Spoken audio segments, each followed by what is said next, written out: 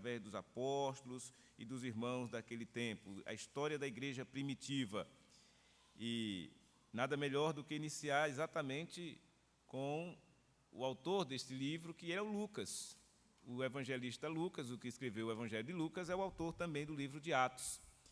E isso é descoberto porque logo no início ele diz: escrevi o primeiro livro, ó Teófilo. Então, quando você vai lá para Lucas, você vê que ele dirige o Evangelho a Teófilo. E o que é que ele fez lá no seu Evangelho, no primeiro livro que ele escreveu? Relatando todas as coisas que Jesus começou a fazer e a ensinar, até o dia em que, depois de haver dado mandamentos por intermédio do Espírito Santo aos apóstolos que escolhera, foi elevado às alturas. A estes também, depois de ter padecido, se apresentou vivo, com muitas provas incontestáveis, aparecendo-lhes durante 40 dias e falando das coisas concernentes ao reino de Deus. E, comendo com eles, determinou-lhes que não se ausentassem de Jerusalém, mas que esperassem a promessa do Pai, a qual disse ele: de mim ouvistes. Porque João, na verdade, batizou com água, mas vós sereis batizados com o Espírito Santo não muito depois destes dias. Então, os que estavam reunidos lhe perguntaram: Senhor, será este o tempo em que restaures o reino a Israel? Respondeu-lhes: não vos compete conhecer tempos ou épocas que o Pai reservou pela sua exclusiva autoridade, mas recebereis poder ao descer sobre vós o Espírito Santo, e sereis minhas testemunhas, tanto em Jerusalém, como em toda a Judéia e Samaria e até aos confins da terra. Ditas estas palavras, foi Jesus elevado às alturas, à vista deles, e uma nuvem o encobriu dos seus olhos, e estando eles com os olhos fitos no céu, enquanto Jesus subia, eis que 2 varões vestidos de branco se puseram ao lado deles, e lhes disseram: varões galileus, por que estáis olhando para as alturas? Esse Jesus que dentre vós foi assunto ao céu, virá do modo como vistes subir. Oremos mais uma vez.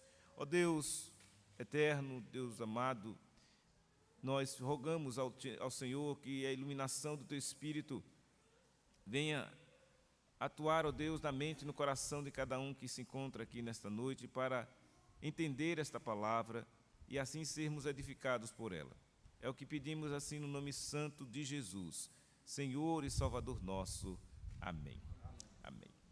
Então vejam, meus irmãos, o livro de Atos dos Apóstolos, o nome já está dizendo, vai fazer o registro daquilo que os apóstolos fizeram. Mas esses apóstolos vão fazer o quê? Vão fazer aquilo que o próprio Jesus, o Senhor da igreja, o Senhor deles e nosso, vai exatamente fazer. Porque o registro, o Lucas, ele começa dizendo que ele relatou todas as coisas que Jesus começou a fazer e a ensinar no Evangelho de Lucas, foi escrito, e aqui então a sequência é fazer o quê? Colocar em prática o que Jesus ensinou. É exatamente isso que nós, enquanto igreja, devemos fazer, colocar em prática o que Jesus nos ensinou. E esse texto, então, maravilhosamente bem inspirado pelo Espírito de Deus, vai falar exatamente disso, por isso o tema é a ascensão de Jesus e as consequências para a igreja. Nós vemos que o relato está aqui, está claro, isso mostra que foi um fato histórico.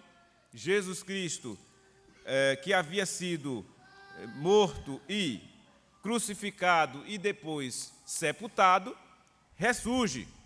E nesse ressurgir, Jesus passa aqui durante 40 dias.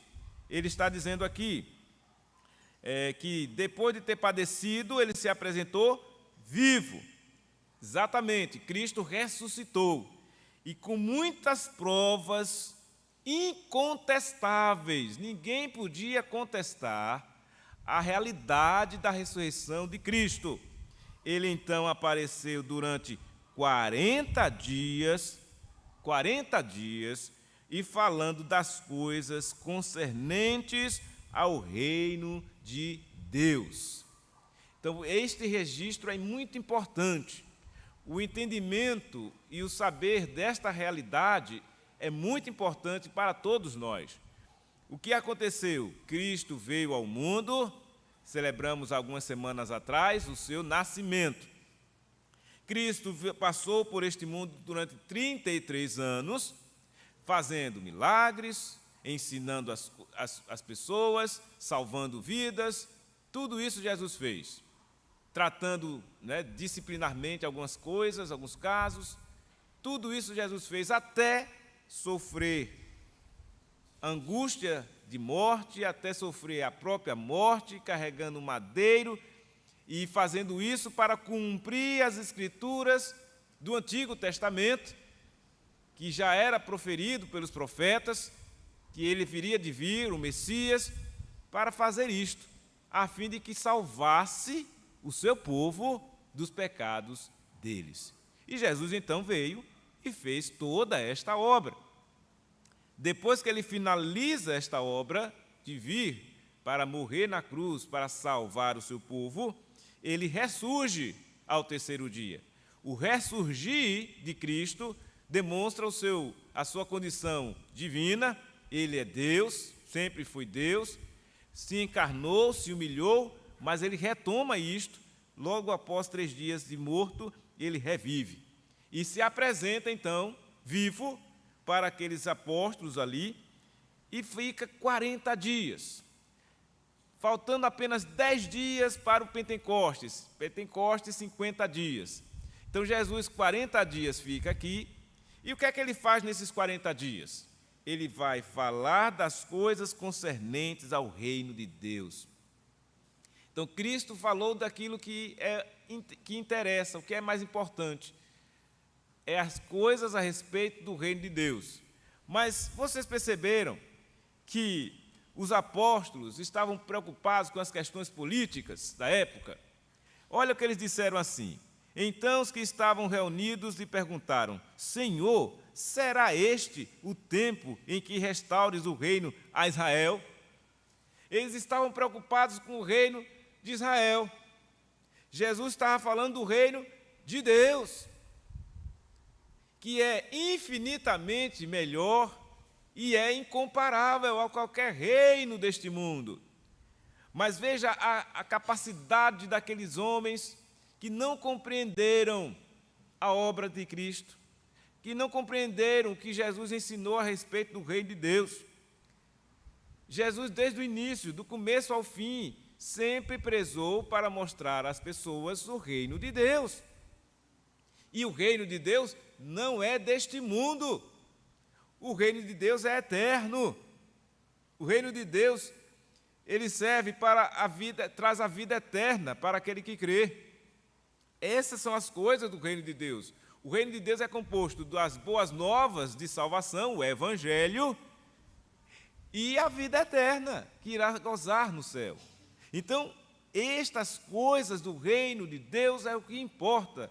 Era aquilo que Jesus fez durante 40 dias, ensinou aqueles seus discípulos ali que precisavam aprender a respeito disso. E Jesus demonstrou a sua condição, de fato, de que ele ressurgiu e ele era realmente, não era um fantasma, não. Era um homem que realmente ressurgiu num corpo glorificado. Ele diz, e comendo com eles, quando Jesus come, Jesus mostra que realmente voltou à condição de humano. Ele comeu com eles e determinou-lhes que não se ausentassem de Jerusalém, mas que esperassem a promessa do Pai. Então vejam, Jesus não inovou em nada. Ele simplesmente disse, olha, agora vocês esperem a promessa do Pai, a qual disse ele, de mim ouvistes. Que promessa foi esta que Jesus fez e que eles deveriam esperar? O texto bíblico de Lucas 24, 49, vai nos informar a respeito disso. Vamos abrir lá. Lucas 24, 49, e vamos descobrir a promessa do Pai. Lucas 24, 49.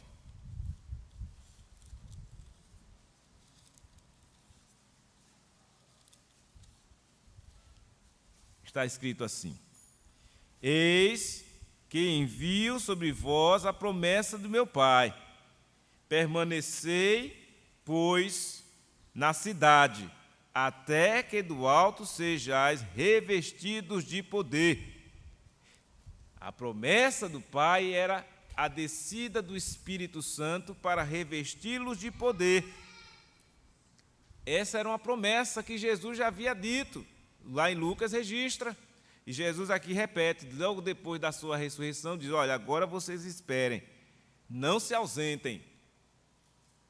Fiquem atentos, vigilantes em Jerusalém, porque vocês esperem a promessa do Pai, que é aquela mesma promessa que eu disse, que está lá registrada em Lucas 24, 49. Esperem. Vocês ouviram, ou seja, ali é a pura verdade. Em Jesus não há engano, em Jesus não há frustração. Você pode esperar e confiar nele, que ele vai cumprir o que diz. A promessa é do Pai. E Jesus diz outra coisa interessante aqui, essa informação. Ele diz: olha, a promessa é minha. Não, a promessa é do Pai. Por que Jesus disse isso? Porque ele estava em missão. Ele veio cumprir aquilo que o Pai determinou. Então, por isso que ele diz: olha, a promessa foi do Pai, que disse que iria enviar o Consolador. E ele disse lá em João 14, né, o capítulo do conforto, ele disse que quando voltasse para o Pai, na despedida dele, o Pai ia enviar o Consolador, e que era o Espírito da verdade. E esse Espírito da verdade ia fazer o quê? Ia guiar aqueles que o seguiam à verdade, iam exatamente fazer e compreender o que é viver a vida espiritual, iam realmente entender que você não poderia continuar na vida de pecado, porque o Espírito ia apontar, que, né, ele ia combater isso, o pecado, com justiça, juízo. Então, tudo isso o Espírito Santo ia fazer. Era o Espírito de poder, é o Espírito Santo de Deus.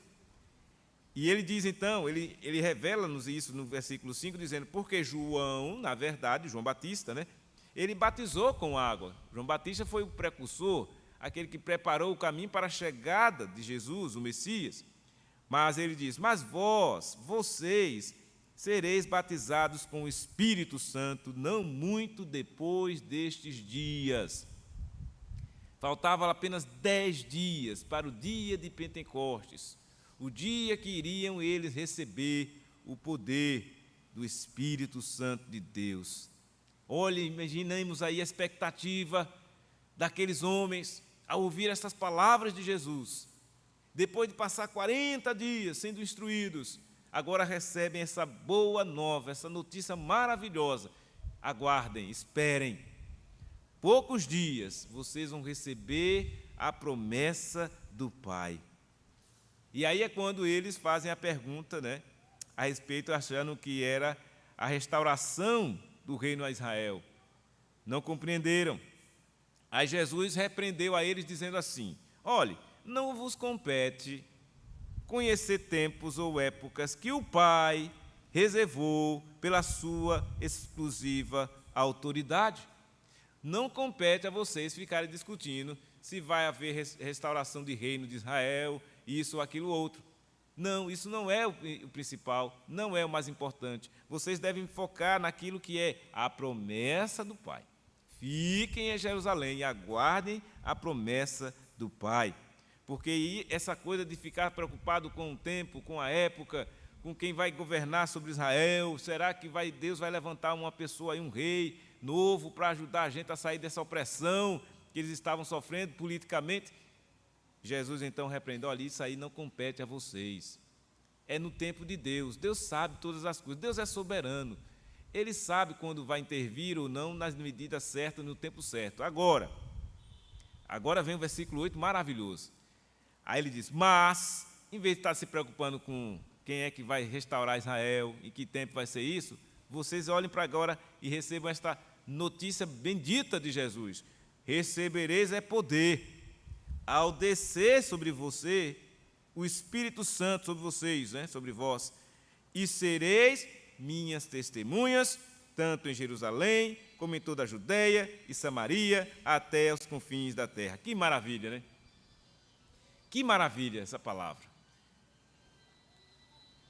Focaram naquele momento na palavra de Jesus, e Jesus disse: vocês vão receber poder. Mas para que esse poder? Será que era para aqueles homens se tornarem supercrentes? Não. Era poder para testemunhar. Testemunhar de quê? Do Evangelho. Vejam, ninguém consegue fazer isto que Jesus está dizendo aqui sem receber este poder. Ninguém vai conseguir testemunhar do Evangelho de Cristo se não receber o Espírito Santo de Deus. Esse é um ponto importante, é uma compreensão importante, porque existem distorções a respeito disso. Tem aqueles que dizem e insistem em dizer que se você não tiver determinadas coisas ou fazer determinadas coisas, você não tem o Espírito. E, na verdade, essas pessoas muitas vezes não dão nem testemunho, quando a palavra de Deus vem dizer que você receberá o Espírito para dar testemunho. Testemunho de quê? De que você de fato é crente, de que você de fato nasceu de novo, de que você de fato agora não é um perdido neste mundo, não é alguém que não tem esperança, não é alguém que não sabe o destino da sua alma, não. Você sabe agora porque você tem Jesus. E Jesus em você, com a ação do Espírito Santo que fez você ser regenerado, você agora é novo, nascido de novo, é uma nova criatura, você então agora é uma testemunha viva. Cada um de nós aqui, que fomos alcançados pela graça de Deus, e somos eleitos do Senhor, e somos filhos dele, somos testemunhas vivas do Evangelho, e devemos pregá-lo, vivê-lo, falar sobre ele o tempo todo. Pois onde é que esse espírito de poder reside hoje? Em nós. Assim como desceu, foi derramado nesse momento aqui inaugural da igreja primitiva, desse momento aqui, até eles aguardarem a descida, e vai acontecer mais à frente, quando a gente for estudar lá o capítulo 2, até esse momento, quando ele desce, de lá para cá, todo e qualquer cristão passa por esse mesmo método. Você recebe o Espírito de Deus, porque é Ele quem convence o homem do pecado, da justiça e do juízo.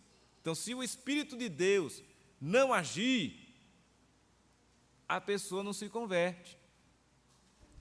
E como é que Deus faz? Ele disse assim, olha, a fé, está lá em Romanos 10, 17, a fé vem pela pregação, e a pregação pela palavra de Cristo. Então, quando se prega a palavra de Cristo, é a oportunidade de a fé ser gerada no coração. Mas quem é que vai gerar esta fé? De alguém que está morto em delitos e pecados. É o Espírito.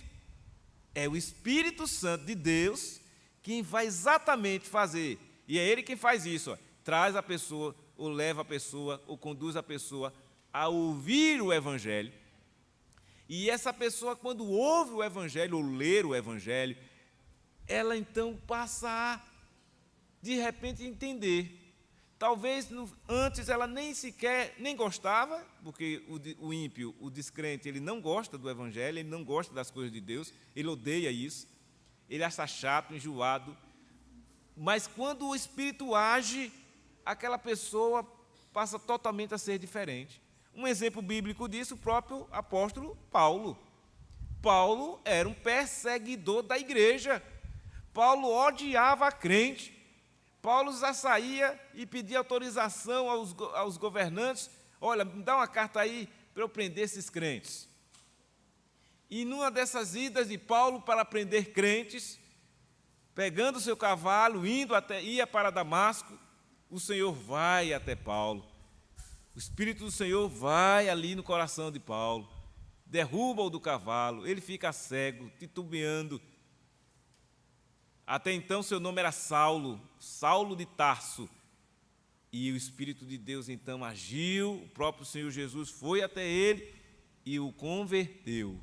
Ele muda a situação, a posição e passa de perseguidor a ser perseguido. Ele relata isso em suas cartas. Paulo então reconhece que era um miserável pecador. E ele diz, eu sou o pior dos pecadores.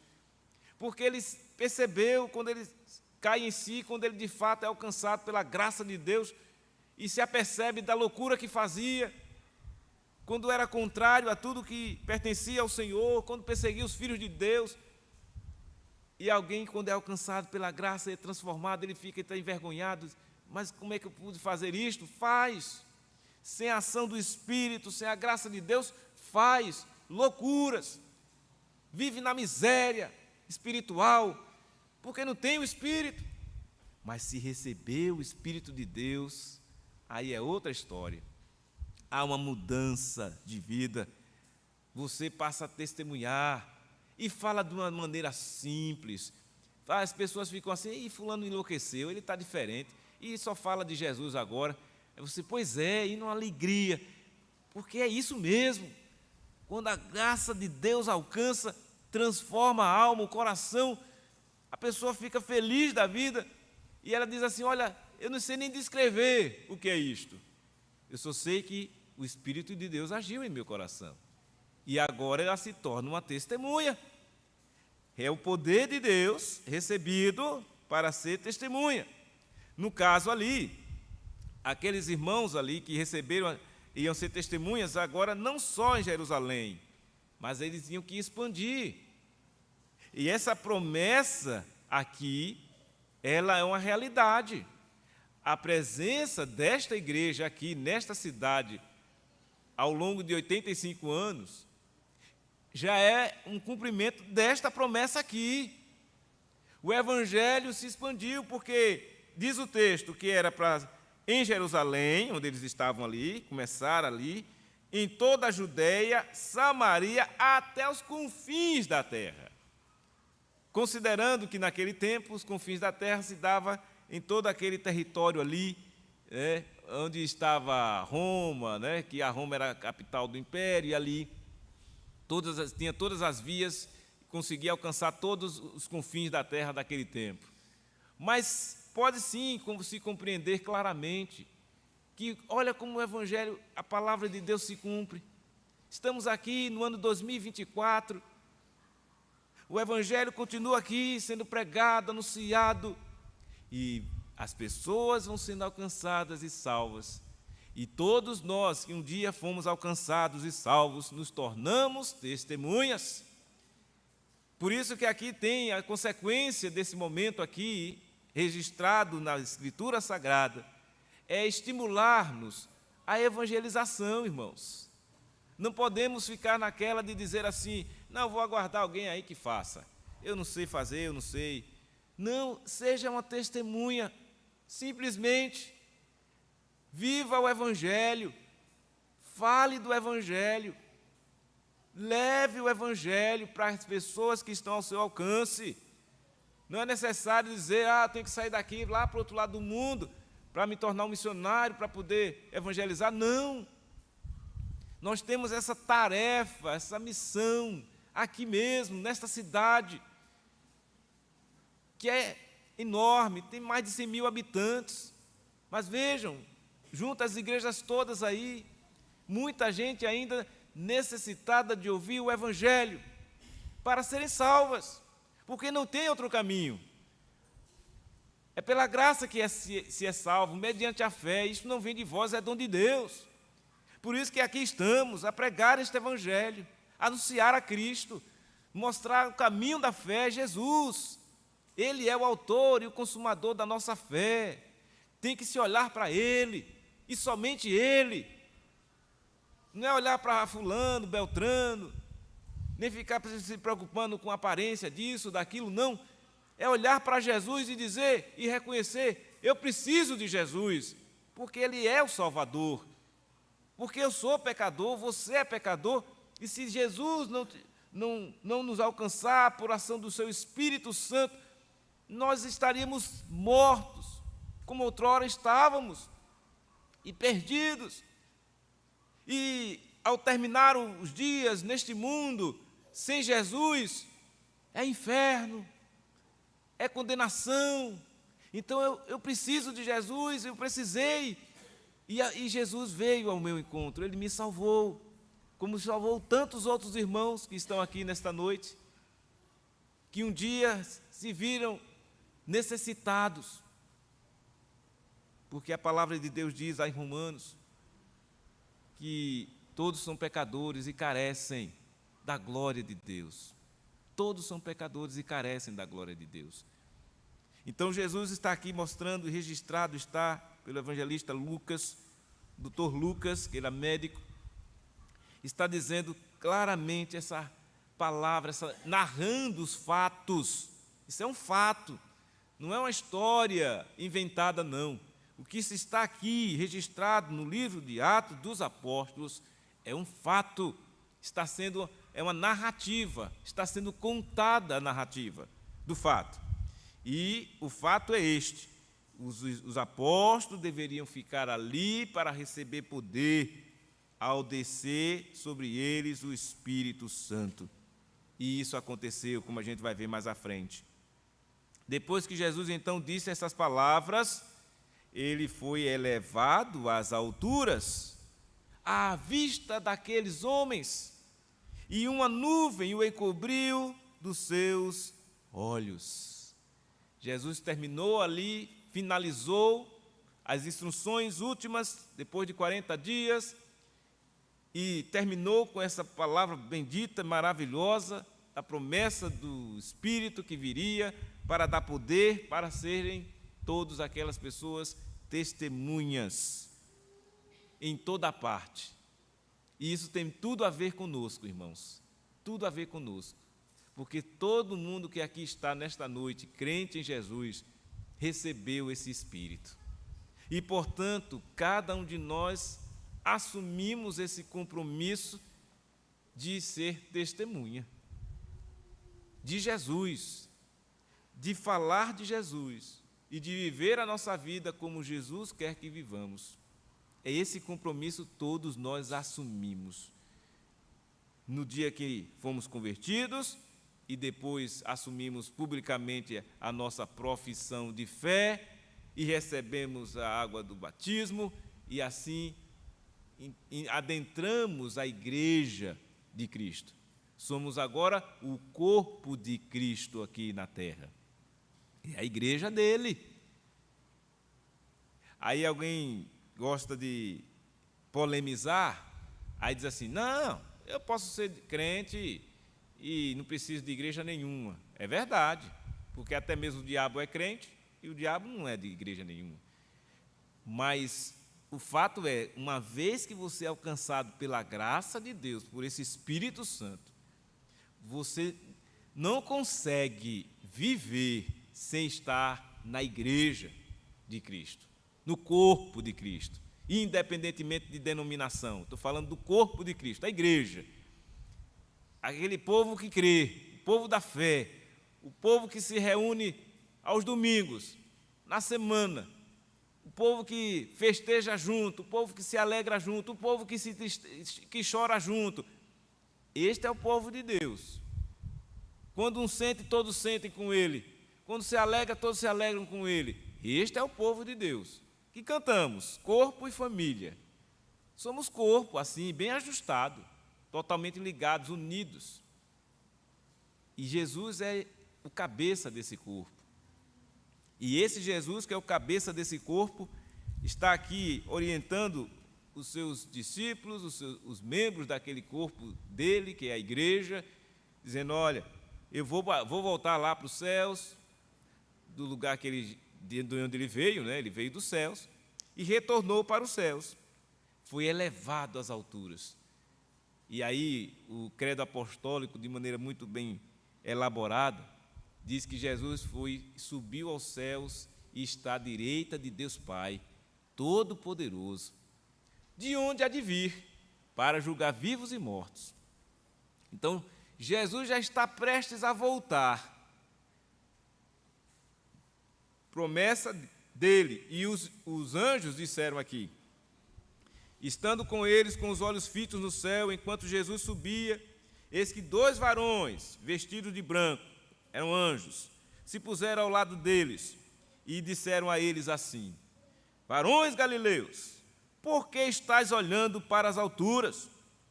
Esse Jesus, que dentre vós foi assunto ao céu, virá do modo como vistes subir. Creem nisso? Jesus virá do modo como eles viram Jesus subir. Nós não vimos Jesus subir, mas também cremos que ele virá. Jesus está voltando. E até aquele grito lá no Apocalipse, o Maranata, que significa o quê? Ora vem, Senhor Jesus. Diante do que está aí no mundo hoje, o caos moral, social, está aí o caos. O que a igreja tem que fazer? Vem, Senhor Jesus.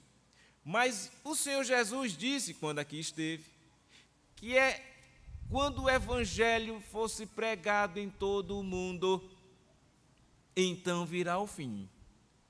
E quem é que tem que pregar este evangelho em todo o mundo? A igreja, eu e você, cada testemunha. Aqui na cidade de Itabaiana, precisamos nós despertarmos para essa realidade de que somos testemunhas de Jesus e precisamos levar Jesus às pessoas que não conhecem. Elas precisam, porque se Jesus não chegar até elas, elas não serão salvas. É certo que você vai dizer assim, pastor, mas eu já preguei tanto e as pessoas não querem. Eu sei disso. Eu sei que as pessoas não querem, até mesmo porque estão mortas em delitos e pecados.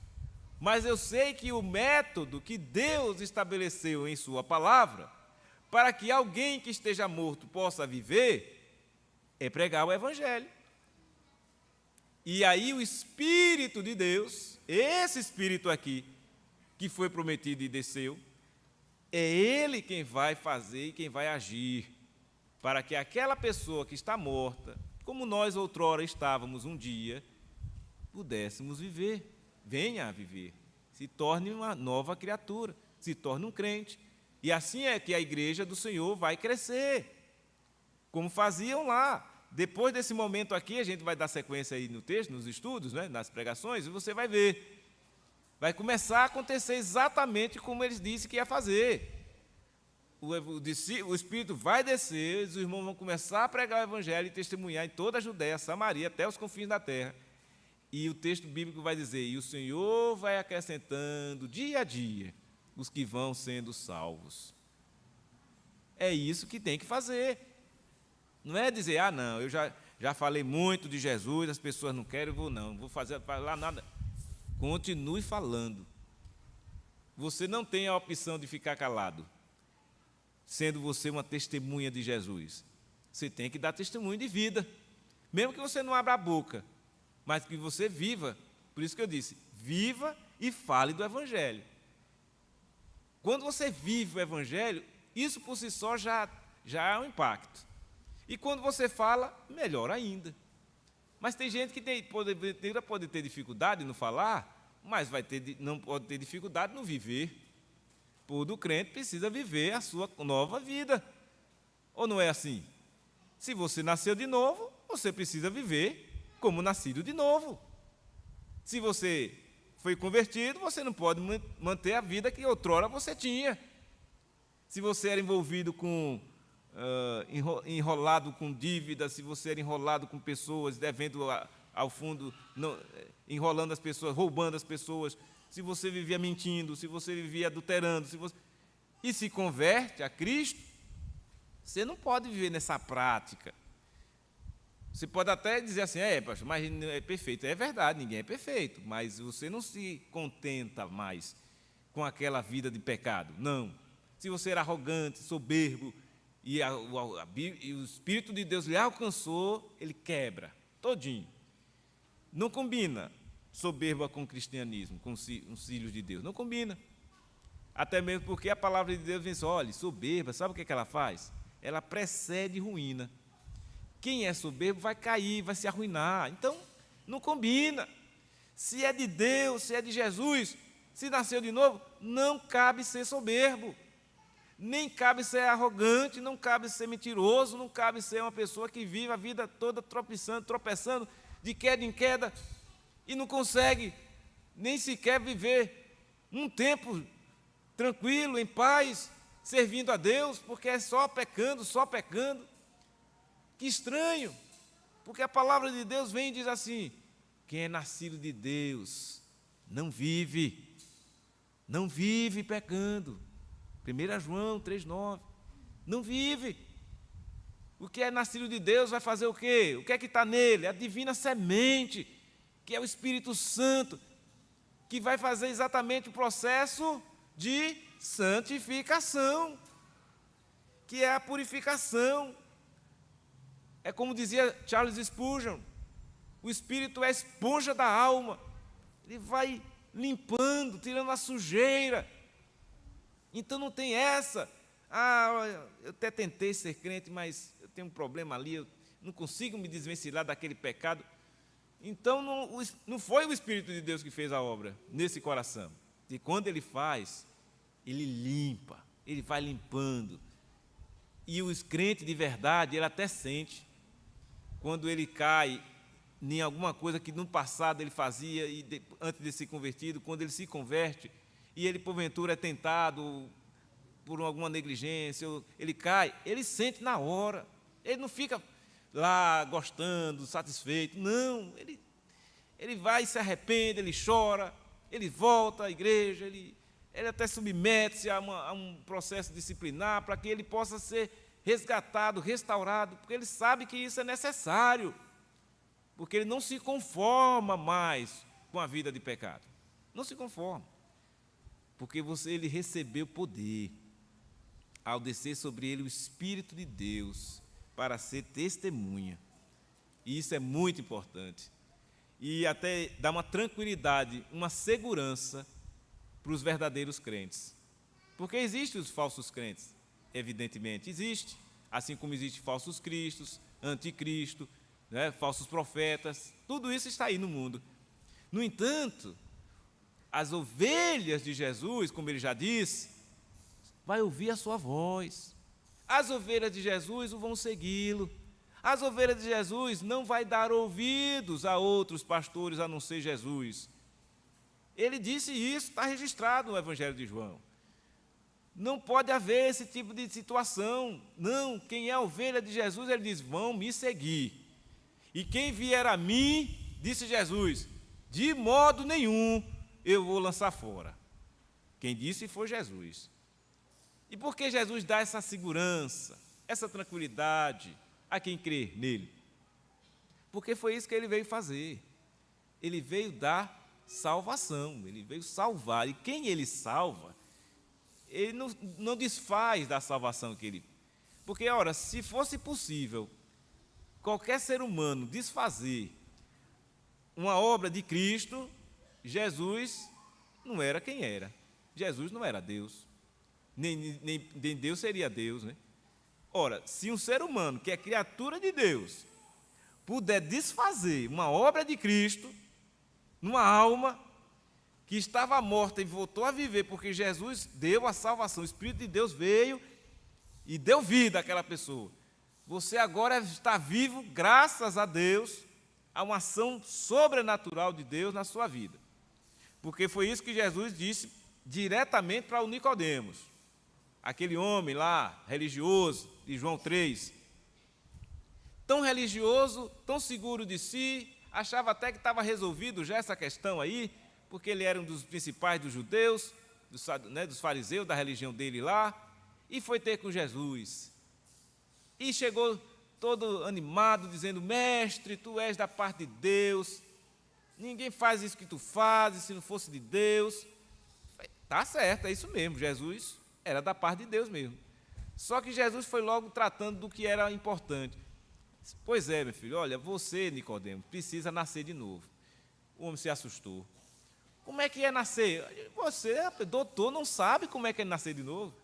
Jesus foi irônico ali, mas mostrando que, de fato, esse é o ser humano, com toda a capacidade intelectual que se possa ter, se não tiver a fé em Cristo, nada servirá, porque não é um exercício mental que vai trazer fé na pessoa, não é. É uma ação sobrenatural do Espírito de Deus. Ter conhecimento é bom? É. Mas tem gente que gosta do conhecimento para usá-lo de maneira errada. Por exemplo, eu já vi notícia de pessoas que gostam de ler as Escrituras, mas não é para se aperfeiçoar, não é para se santificar, não é para crescer na graça e no conhecimento de Jesus, não. É para criticar. Um dia eu fui num lugar e alguém chegou assim para mim e disse assim: fulano, o senhor já viu que na Bíblia tem a palavra parabéns? Olha que tolice. Aí eu li assim, eu digo, não, nunca vi na versão da Bíblia que eu tenho, não vi a palavra parabéns, não. Mas eu acredito que tem a palavra congratulação, congratular-se, dá no mesmo. Mas aí eu aproveitei a ocasião e disse assim, mas olha, o mais importante na Escritura não é se tem parabéns ou não tem, é que tem o Evangelho. Aí eu aproveitei e evangelizei aquela pessoa. Falei de Cristo, dei o meu testemunho para ele. Se converteu? Não, mas eu fiz a minha parte, eu dei o testemunho. Só, rapaz, o mais importante é saber que Cristo é o Salvador, que Ele veio ao mundo, que você é pecador, precisa se arrepender, crer em Jesus para ser salvo. É isso que importa. Se preocupar em procurar palavrinhas, se tem, não tem. E tem gente que gosta de até de uma vírgula e fica preocupado com isso, com aquilo, quando, na verdade, a essência do Evangelho é que é o importante, é Cristo. É a salvação em Cristo. É claro que tem que se pregar o Evangelho de maneira correta, simples, objetiva, para que as pessoas entendam, creiam e sejam salvas. Mas tem gente que complica. Ao invés de fazer isso, fica complicando. E aí pior, e ainda tem gente que fica ainda perturbada com isso. É mesmo, fulano? Tem aonde? Eu vou procurar. Aí fica distorcendo a Bíblia. Olha, fulano, você acha que aquilo ali não está não na Bíblia, aquilo está errado. E tem gente ainda que faz assim, olha, a dinâmica da igreja é outra, não é como aquilo. Não, Velho Testamento não. Olha só para o Novo. Um dia desses, alguém... A gente estava estudando Levítico, né, algum tempo atrás, até ano passado, e aí alguém entrou lá no nosso canal e botou assim, isso aí é Velho Testamento, hoje a gente é no tempo da graça e tal. Olha que falta de entendimento. Toda a Escritura é inspirada por Deus e útil para o ensino, para a correção. Toda a Escritura. Então ele não disse, olha, só de agora de Mateus até Apocalipse.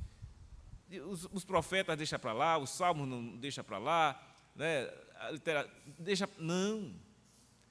E nós, como nós vimos e estudamos, como foi importante. Por exemplo, Levítico, é certo, um livro em determinado momento pesado para nós estudarmos, mas o que era importante, e eu batia na tecla, qual era o tema central do livro? Sede santos. E aí eu pergunto, para ser santo era só aquelas pessoas lá do Antigo Testamento? Não, porque vem o apóstolo Pedro, escreveu a carta, sua carta aí de Pedro, e ele diz, vai lá para o Antigo Testamento e traz para cá, e diz, olha, Deus disse que é para a gente ser santo. Então não é só para o Velho Testamento, a Bíblia é uma unidade, é a palavra de Deus, então não posso desvencilhar e dizer, não vamos falar de novo de Velho Testamento, coisa nenhuma. Por isso que é importante, e graças a Deus que a gente está tendo esse privilégio de estudar a Bíblia como um todo. Estudamos livros do Antigo, agora vamos estudar livros do Novo. Toda a Escritura a gente vai estudar. Até o dia que o Senhor nos der para estar aqui, vamos estudar a Bíblia, se preciso, toda ela e repeti-la de novo, porque ela é fonte inesgotável, inesgotável. E então, meus irmãos, para concluir, nós vemos que as consequências para nós, como igreja, em razão da ascensão de Jesus, foi receber a promessa de Deus, que foi a vinda do Espírito, nos tornarmos testemunhas. Essa promessa, de fato, é assim. Então, a igreja do Senhor Jesus, desde então, ela tem que estar focada nisso. A igreja é de Jesus, não é minha, nem de quem quer que seja. A igreja é de Cristo. Olha a responsabilidade grande. E essa igreja que é de Jesus, ela precisa testemunhar. Do quê? Do Evangelho, da Boa Nova, das coisas do reino de Deus. Então, a igreja não pode se perder pelo caminho, se perdendo com outras coisas deste mundo. Não, a igreja tem um objetivo, um propósito. Ela está aqui para pregar o Evangelho, testemunhar de Cristo para as pessoas.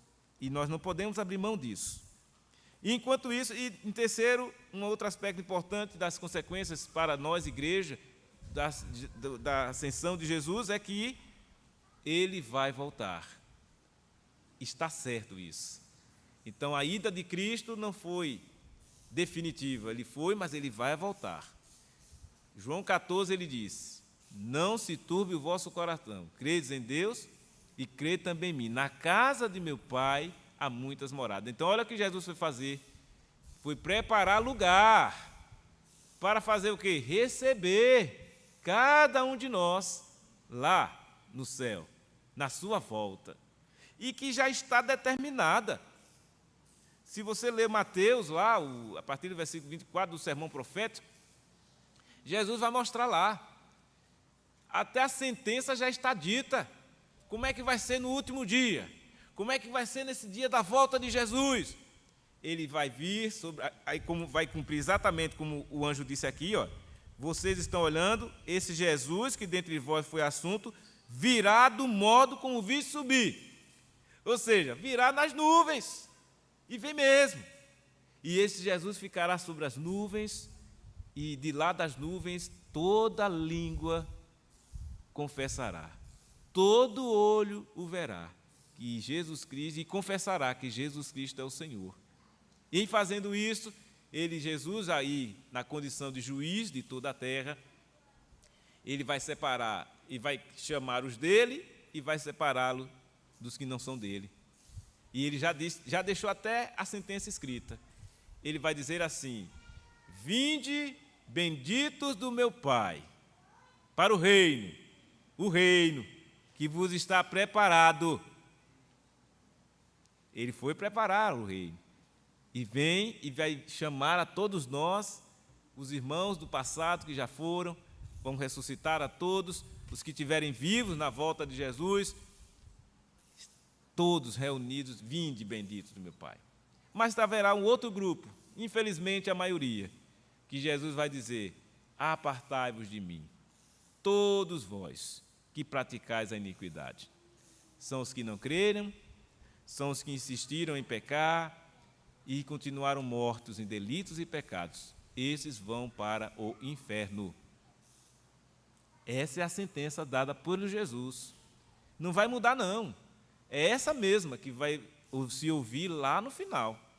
Então, para quem já é crente, já deve estar vivendo nessa expectativa e dizendo: olha, que maravilha, Jesus já garantiu o vinde bendito. Eu sou bendito do Pai, porque Ele me salvou. Ele salvou você para servir a Ele e ser servo fiel a Ele. E aqueles que acham que são donos da sua própria vida, que não querem saber desse negócio de crente, não, vou curtir minha vida, vou aproveitar esse mundo, tudo que esse mundo oferece aí é mundão, vou lá. Pode ir, ninguém vai segurar você. Mas pode ter certeza, na hora da volta de Cristo, se você estiver lá naquela condição, apartai-vos, porque viveu na prática da iniquidade. E vai ser o inferno, aquele descrito lá no Apocalipse, a segunda morte, ranger de dentes, sofrimento eterno, tormento, tragédia, miséria espiritual. E o céu? Alegria, prazer, satisfação na presença do Senhor, louvor, santidade. Vejam, só existem essas duas possibilidades. Não há meio termo, ninguém vai enganar ninguém aqui, é o que a palavra de Deus diz que vai acontecer. Então, nessa introdução do livro de Atos, nós já percebemos, né, irmãos, de tantas coisas importantes que precisamos fazer. Testemunhar, viver na segurança da nossa salvação, fazer aquilo que o Senhor nos manda fazer, servir a Ele com alegria e viver a nossa vida plena na presença do Senhor. Faça isso e nós teremos cada vez mais uma igreja viva e abundante e atuante no mundo de trevas, porque nós somos a luz para o mundo. Oremos. Ó Deus eterno, Deus bendito, nós louvamos e bendizemos o Teu nome e agradecemos ao Senhor pela Tua graça que é sobre nós. Obrigado, ó Deus, por nos tornar Teus filhos, Teu povo, e rogamos que o Senhor continue, ó Deus, a agir em corações que necessitam desta salvação, que o Teu Evangelho alcance, que Teu Espírito Santo transforme, que o Senhor esteja a conduzir, ó Deus, a vida de cada um de nós, Teus filhos que aqui congregam, a testemunhar nesta cidade, onde quer que vá, porque somos Teus filhos, nascidos de novo, gente que estava morta e agora vive, e agora desfruta desta bênção. Portanto, ó Deus, que anime o nosso coração a cada dia e continuemos firmes no caminho do Senhor. É o que pedimos, no nome de Cristo Jesus, Senhor e Salvador nosso. Amém. Receber a bênção, irmãos. Que a graça do Senhor Jesus, o amor de Deus, o nosso Pai, e a comunhão do Divino Espírito Santo esteja sobre todos